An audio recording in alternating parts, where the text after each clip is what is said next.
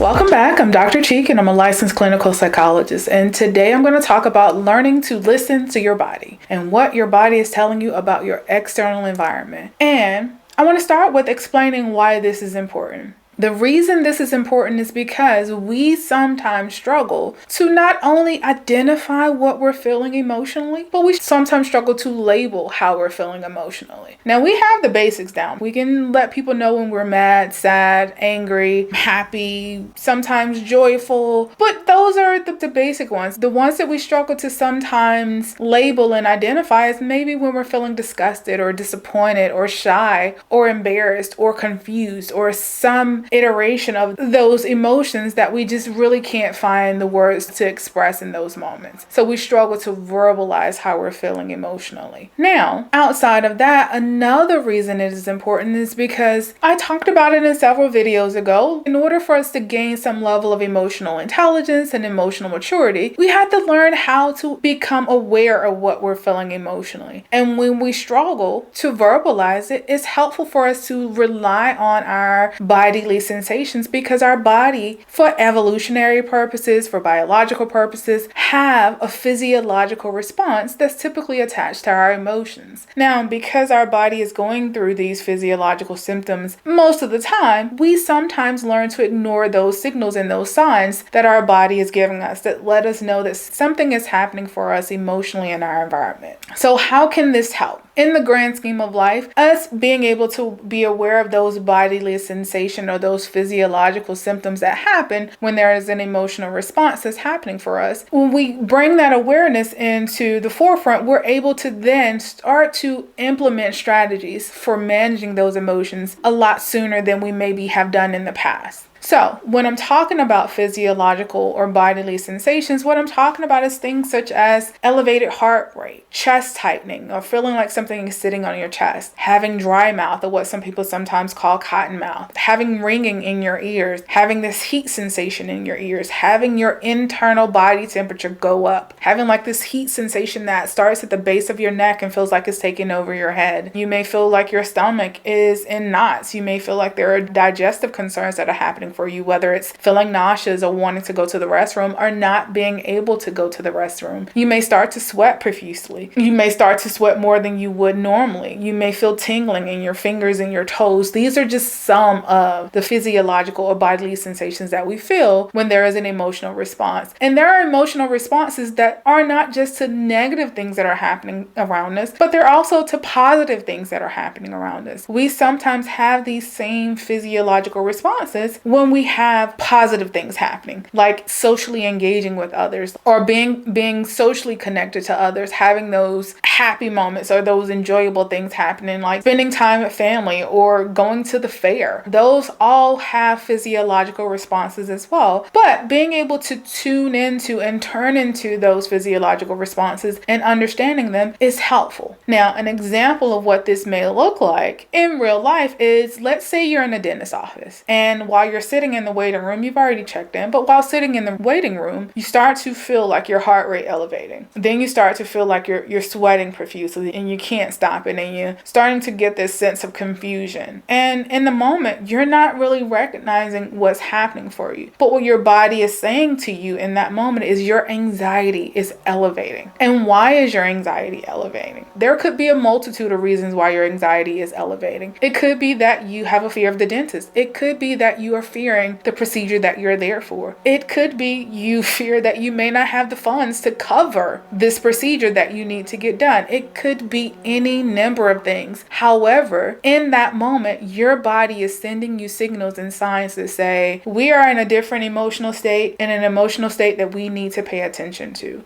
And these physiological symptoms, or these bodily sensations, are different for each one of us. There are some that may be universal, like the sweat response or the elevated heart rate that's associated with anxiety, but how they present to us or how they present in our own bodies are different. And we need to be aware of that for ourselves. Now, for a moment, I want to speak about the difference between these physiological responses that are just the evolutionary and biological response to emotions, and those that are a response to a negative or traumatic experience. Now, I know we all at this point have at least heard of the body keeps score, or your body will respond to like a negative negative experience without your awareness. Now, the difference is that when it's due to a traumatic experience or when it's due to a past negative experience, it may look a little different. And what the difference is when we are going through a traumatic experience or a negative experience, we may sometimes disconnect or mentally shut down to survive that experience.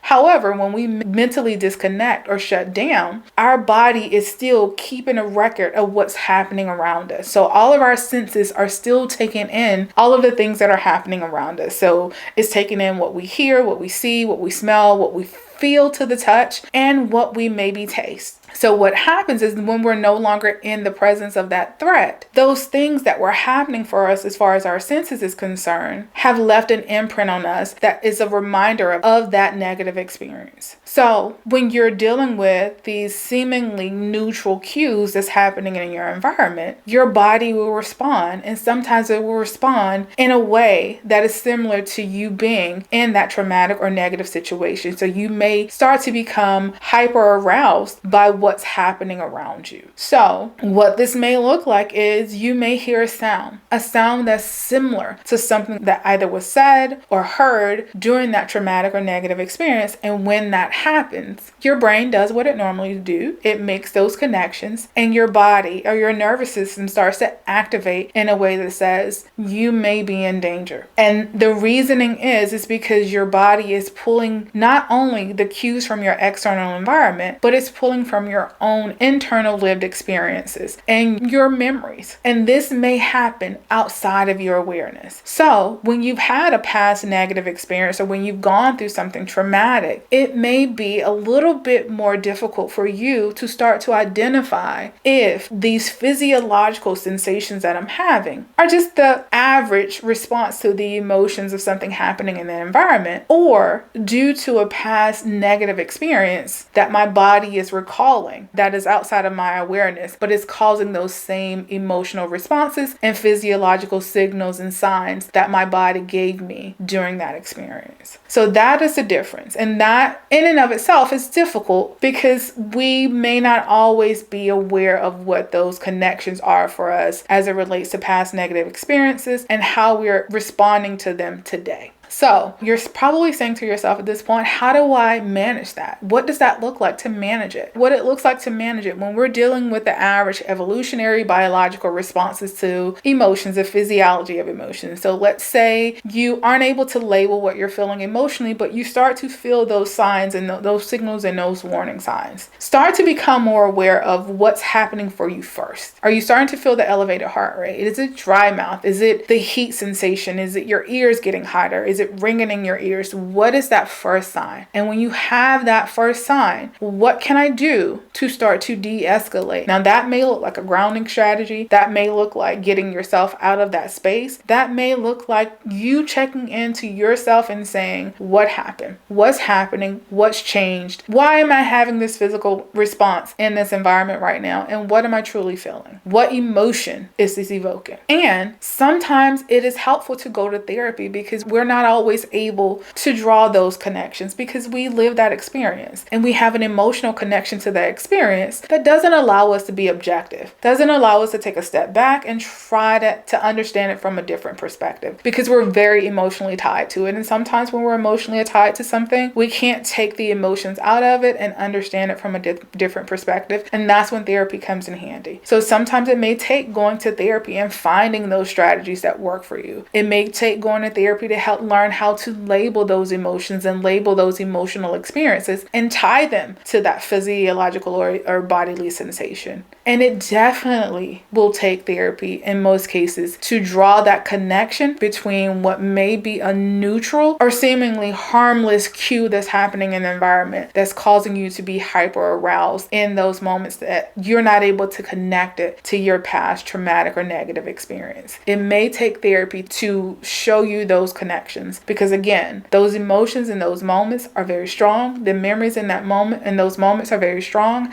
and you're not always able to take the emotions out of it to see the connections. And that's what therapy can definitely be helpful, especially when you have a negative or traumatic past experiences and you're trying to connect to the things that are happening in your environment that causes these physical symptoms that you may not always be able to identify. Now, are there going to be cases or times where things happen or you feel this physiological sensation and there is no true trigger, there is no true identifiable environmental factors? Yes. And that is when it's definitely helpful to have a strategy to start to lessen that bodily sensation. And that may look like taking deep breaths. That may look like doing some type of meditation so you're able to bring yourself back to the present moment. That may look like other grounding strategies to help you come back to the present moment to manage that emotional distress. The goal in this moment is to learn to be aware of what's happening for you internally and externally so you're better able to manage your emotions. Learn to listen to your body. Learn to not ignore those physical cues or those physical signs of your body warning you that something around you is feeling either off. In some cases, your body's letting you know that something around you feels really good.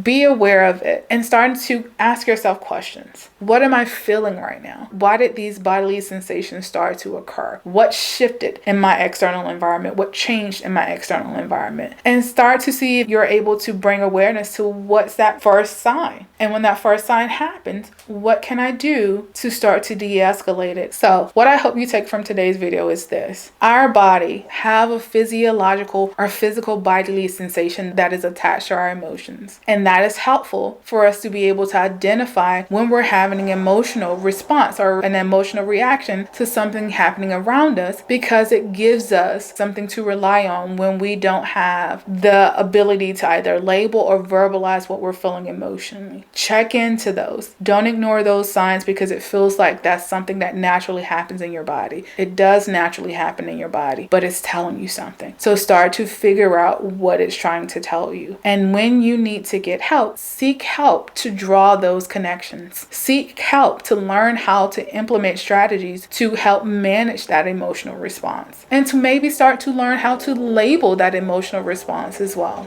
As usual, I thank you for taking the time to listen. Feel free to jot down any questions or concerns you have below. I hope to see you again very soon. Thank you.